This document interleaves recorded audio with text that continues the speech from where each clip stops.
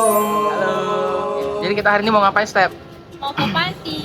Woi, kemana aja nih? Ke panti pertama kita di panti apa tuh namanya, Steph? Lupa kok. Panti asuhan kasih sahabat dermawan. Dan kita ada ke panti kedua di Panti Bekasi, Sumatera Utara. Nah, untuk panti pertama, Michael masih belum bisa ikut karena dia ada halangan pergi ke gereja. Nantinya Michael akan nyusul ke panti kedua. Oke. See you guys.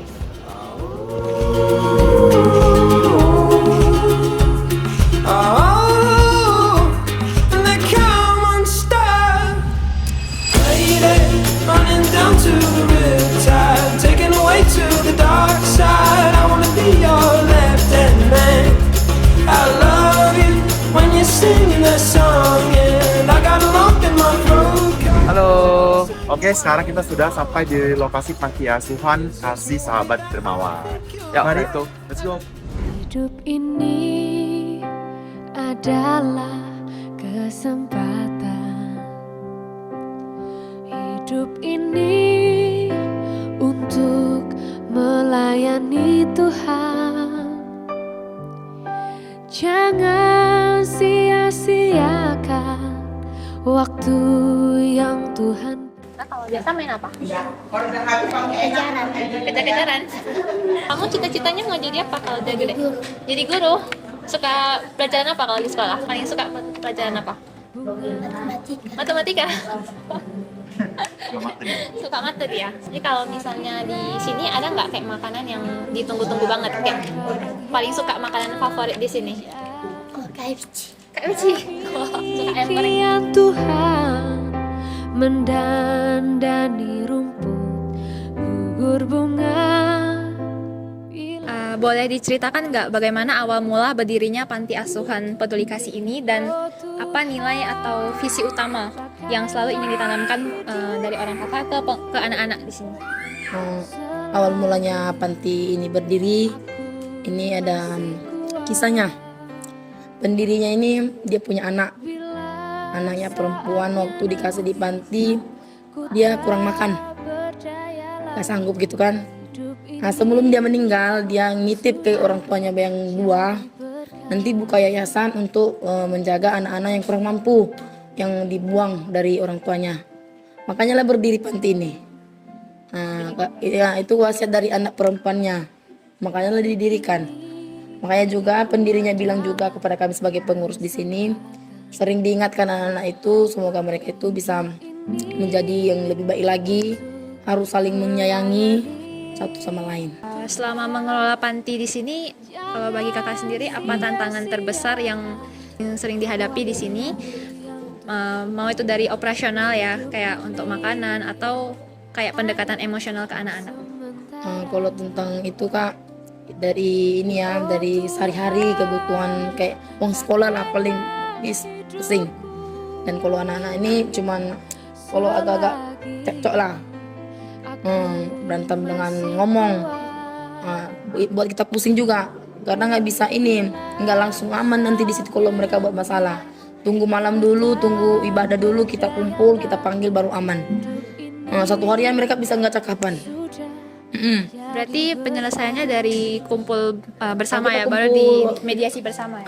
Kumpul semua di sini di ruangan kita ibadah kan, cerita.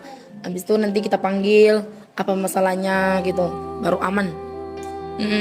Bagaimana pihak panti mempersiapkan masa depan anak-anak setelah mereka lulus sekolah atau beranjak dewasa? Mungkin tadi yang satu juga udah SMA ya. Nah, itu apakah atau mungkin ada cerita sukses dari alumni panti yang paling berkesan bagi kakak? Kalau untuk yang mau tamat untuk ini ya, kita udah bilang juga sama anak-anak ini kalau mereka mau tinggal di sini, mau lanjut kuliah boleh. Cuman kita bagi dua biayanya karena besar juga kalau kuliah juga. Cuman kita bantu. Cuman harus kerja juga biar belajar juga cari uang gitu. Harus kerja juga biar bisa juga biaya adanya juga. Gitu. Kalau misalnya dari yang alumni panti ada nggak kayak cerita yang paling berkesan gitu? Ada. Ya, boleh tadi. dia kesini kemarin itu tahun lalu ya, dia kesini, dia senang gitu ya bisa bantu adik-adiknya karena dia udah tamat kan, dia udah kerja. Bilangnya makasih, bilang terima kasih juga sama kita gitu ya, udah gantikan orang tuanya walaupun dia nggak pernah rasakan kasih sayang orang tua, dia udah rasakan di sini. Dia juga peringati adik-adiknya harus baik-baik di sini. Nanti biar kita kerja, kita kembali lagi ke tempat kita ini, kumpul sama adik-adik juga, bercerita juga gitu. Kangen juga dia, udah lama kangen. Balik lagi dia bisa jalan-jalan gitu. Udah lama, udah hampir 3 tahun dia tamat. Gimana cara kakak mengurus panti ini dan anak-anak ketika pemasukan lagi menipis? Kami juga penguruskan 5 orang sih. Kan pendirinya juga di Tanah Karo, Tambunan. Kalau kita nggak ada kayak keperluan sembako, kita boleh minta dari sana yang punya pantinya. Dan suami saya juga ngocek.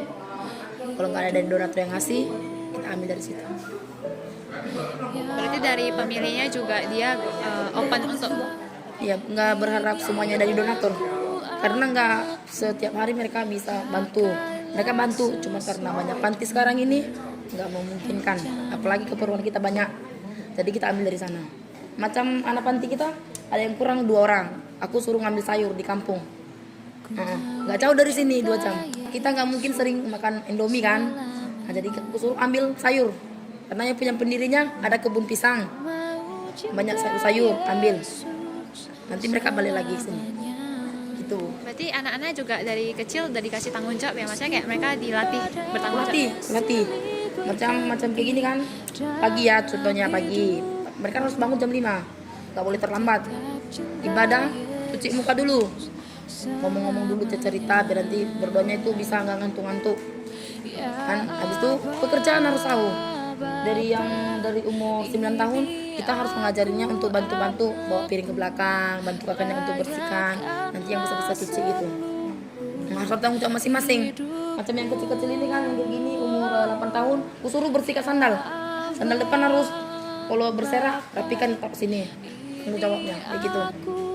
Biar tahu juga gitu.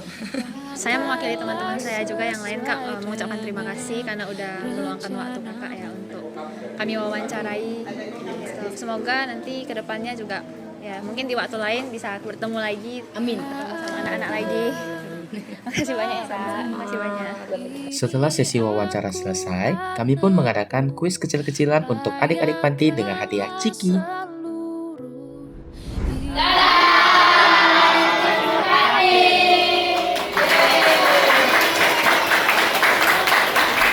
Setelah berbagi kebahagiaan di panti pertama, kami pun menuju panti asuhan kedua, yaitu Panti Asuhan Peduli Kasih. Halo.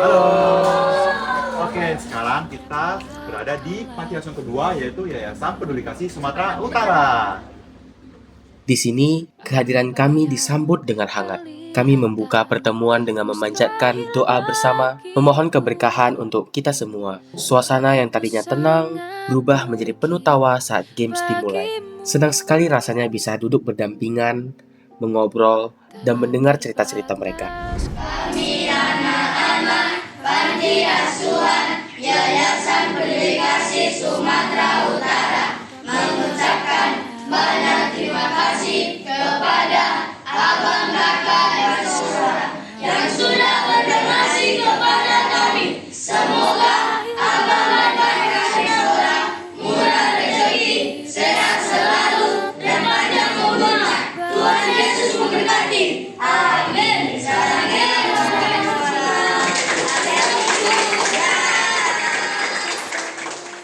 Teman-teman, melihat senyum dan tawa adik-adik di panti tadi, jujur rasanya seperti menampar diri saya sendiri. Seringkali kita terlalu sibuk mengeluh tentang hal-hal kecil. Kita mengeluh karena makanan kita kurang pas di lidah, mengeluh karena terjebak macet, atau kesal karena keinginan kita masih belum terpenuhi. Tapi di sini, saya belajar arti bersyukur yang sesungguhnya. Adik-adik ini mengajarkan kita kalau bahagia itu bukan tentang seberapa banyak yang kita miliki, tapi seberapa tulus kita menerima apa yang ada. Di tengah keterbatasan mereka, tanpa fasilitas mewah, bahkan tanpa orang tua lengkap di sisi mereka, tawa mereka tetap lepas dan bahagia mereka tetap nyata. Jadi untuk kamu yang lagi nonton video ini, yuk kita rehat sejenak dari semua keluhan. Tarik napas dalam-dalam, lihat sekeliling, dan sadari betapa banyaknya kebaikan yang sudah kita terima hari ini. Bersyukur bukan karena hidup kita sudah sempurna, tapi karena kita sadar apa yang kita miliki saat ini bisa jadi adalah hal yang sangat diimpikan oleh orang lain. Jangan lupa bersyukur ya hari ini. Sampai jumpa.